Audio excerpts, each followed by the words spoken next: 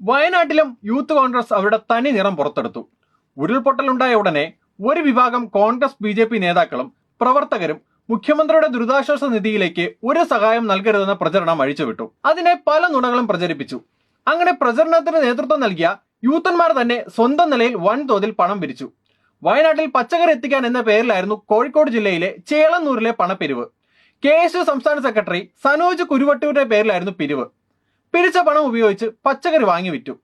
ഇങ്ങനെ സംഭാവനയായും പച്ചക്കറി വിറ്റും വൻതോതിൽ തുക സമാഹരിച്ചു. എന്നാൽ ദുരിതാശ്വാസ ക്യാമ്പിൽ ചെലവഴിച്ചത് 2000 രൂപ മാത്രം. ബാക്കി നേതാക്കൾ കീശയിലാക്കി. ദുരിതാശ്വാസ ക്യാമ്പിൽ നിന്നും ലീഗ് കോൺഗ്രസ് വനിതാ നേതാക്കൾ സാധനങ്ങൾ അടിച്ചു മാറ്റുന്നത് കൈയോടെ പിടികൂടി.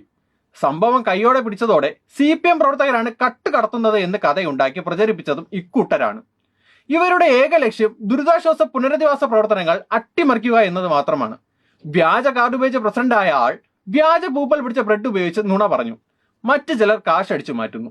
നാടൊന്നാകെ ദുരിതബാധിതർക്കായി കൈകോർക്കുമ്പോൾ കട്ടുമുടിക്കുന്ന സർവത്ര വ്യാജന്മാരുടെ കൂട്ടമായി യൂത്ത് കോൺഗ്രസ്. ഇത് താണ്ടാ യൂത്ത്.